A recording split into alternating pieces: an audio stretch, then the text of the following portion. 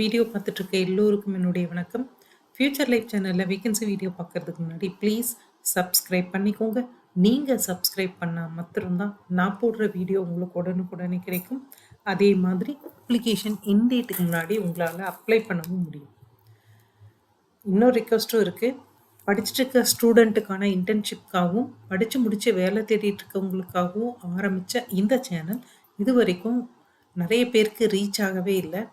So இந்த video பார்க்குற யாரா இருந்தாலும், உங்களுக்கு தெரிஞ்சு யாராவது படிச்சுட்டு இருக்காங்க, இல்ல படிச்சு முடிச்சு வேலை தேடிட்டு இருக்காங்க, இல்ல படிக்கிற ஸ்டூடெண்ட்டோட அப்பா, அம்மா, ரிலேஷன் தெரியும்னா, அவங்களுக்கு இந்த சேனல் லிங்க்க குடுங்க. அவங்களையும் சப்ஸ்கிரைப் பண்ண சொல்லுங்க.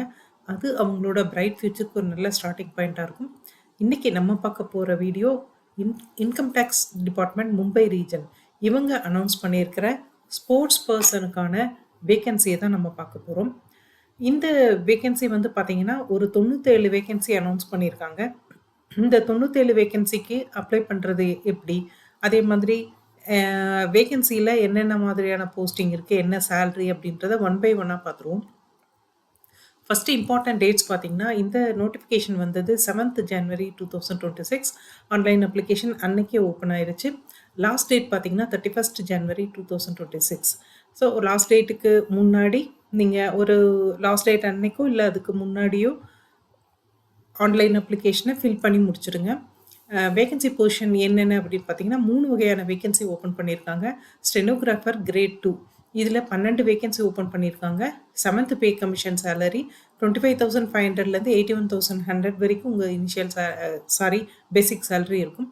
டாக்ஸ் அசிஸ்டன்ட் இதில் 47 வேகன்சி ஓப்பன் பண்ணியிருக்காங்க. இதுக்கு 25,500லேருந்து 81,100 வரைக்கும் உங்கள் சேலரி இருக்கும்.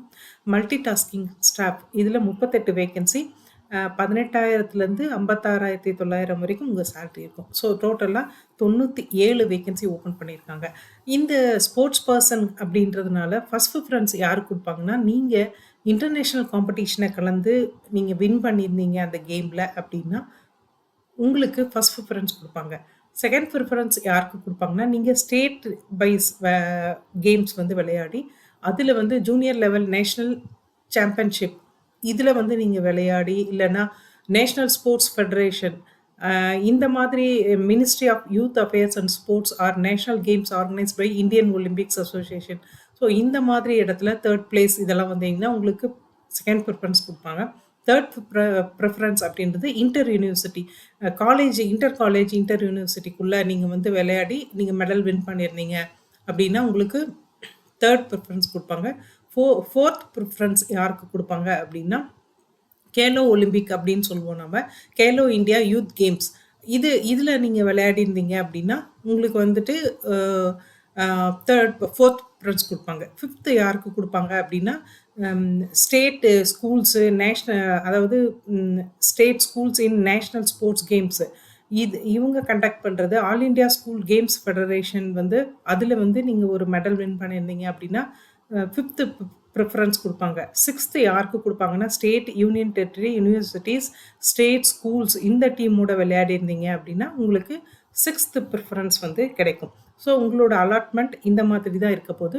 என்னென்ன கேம் விளையாடினவங்களுக்கு என்ன வேகன்சி ஓப்பன் பண்ணியிருக்காங்க அப்படின்னு பார்த்தீங்கன்னா, அத்லெட்டிக்ஸில் விளையாடி நீங்கள் மெடல் வின் பண்ணியிருந்தீங்க அப்படின்னா 26 ஓப்பனிங் இருக்குது. ஸ்விம்மிங்கில் நீங்கள் மெடல் வின் பண்ணியிருந்தீங்கன்னா 6 ஓப்பனிங் இருக்குது. பேட்மிண்டனுக்கு 4 ஓப்பனிங், டேபிள் டென்னிஸ்க்கு 4, செஸ்ஸுக்கு 4, லான் டென்னிஸ்க்கு 4, கிரிக்கெட்டுக்கு 10 ஓப்பனிங் இருக்குது.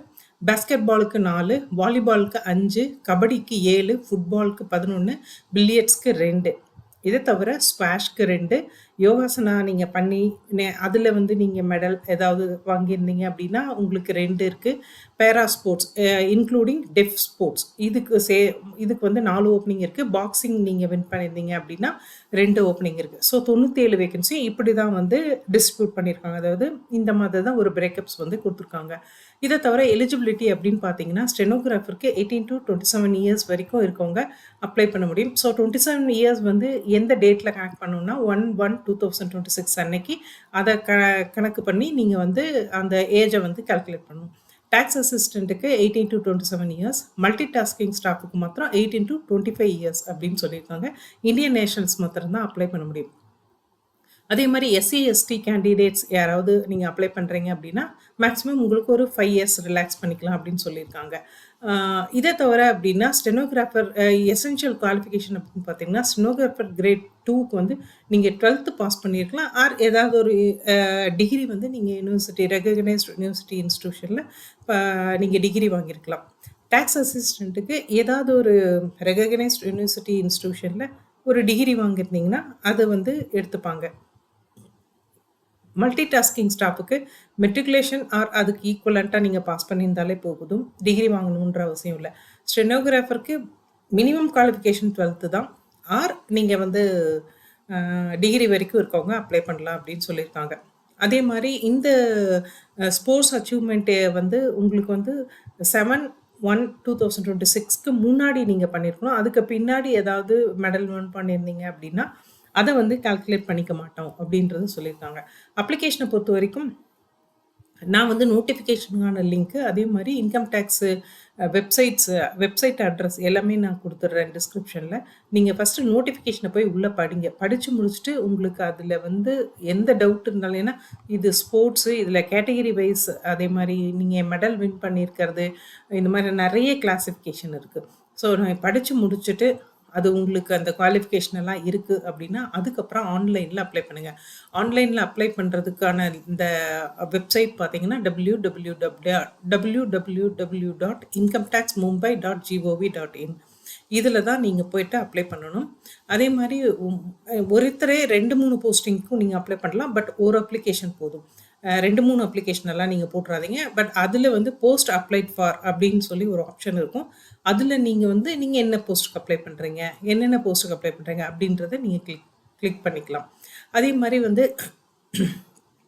அந்த மாரி 2 போஸ்ட், 3 போஸ்ட்டுக்கு அப்ளை பண்ணும்போது, ஃபர்ஸ்ட் ப்ரிஃபரன்ஸ் எதுக்கு? செகண்ட் ப்ரிஃபரன்ஸ் எதுக்கு? அப்படின்றத கிளீனா நோட் பண்ணிருங்க.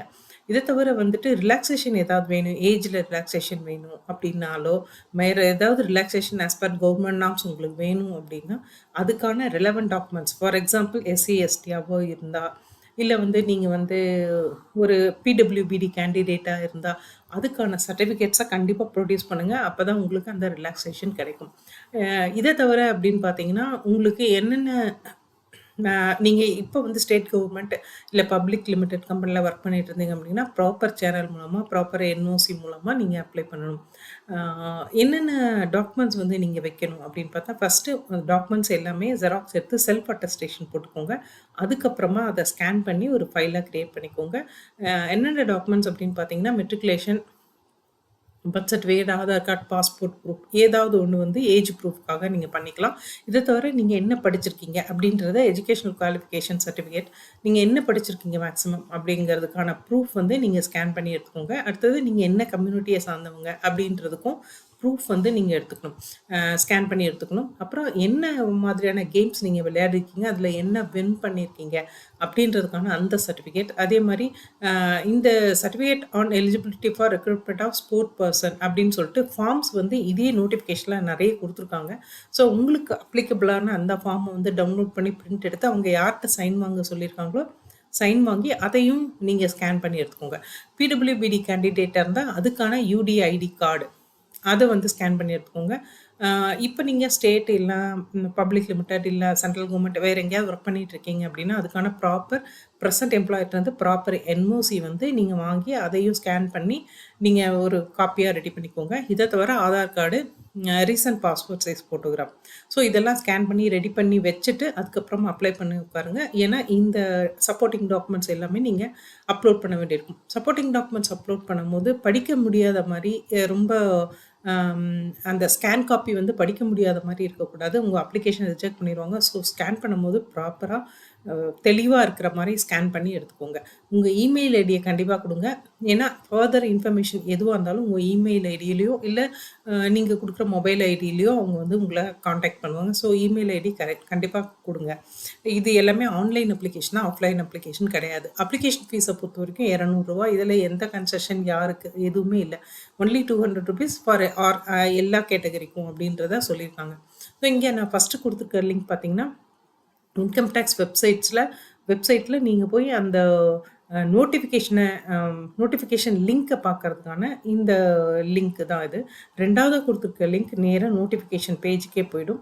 ஸோ நோட்டிஃபிகேஷன படிச்சு பார்த்துட்டு அப்ளை பண்ணுங்க. எப்பவுமே நான் வந்துட்டு அஃபிஷியல் வெப்சைட்ஸ் மாத்திரம் தான் நான் குடுக்குறேன். நான் அஃபிஷியல் வெப்சைட் குடுக்கறதுக்கு முன்னாடி நான் வெரிஃபை பண்றேன். ஒவ்வொரு பேராவும், ஒவ்வொரு விஷயங்களும் வெரிஃபை பண்ணி தான் தருவேன் நானு. ஸோ இந்த நோட்டிஃபிகேஷன படிச்சு பார்க்காம அப்ளை பண்ணாதீங்க.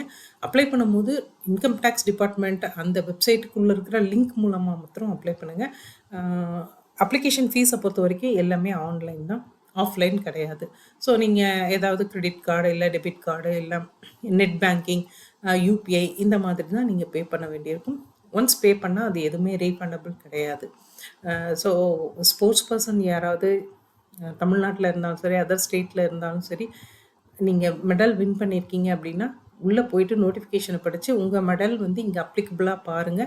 பார்த்துட்டு அந்த ப்ராப்பர் சர்டிஃபிகேட்ஸ் இருந்தா இம்மீடியட்டா அப்ளை பண்ணுங்க.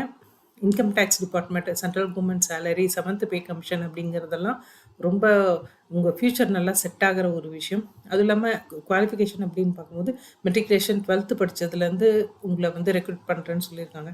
ஸோ இது ஒரு நல்ல ஆப்பர்ச்சுனிட்டி. அப்ளை பண்ற எல்லோருக்கும் பெஸ்ட் ஆஃப் லக். நெக்ஸ்ட் வேற ஏதாவது ஒரு வேக்கன்சி வீடியோல பார்ப்போம். Thank you.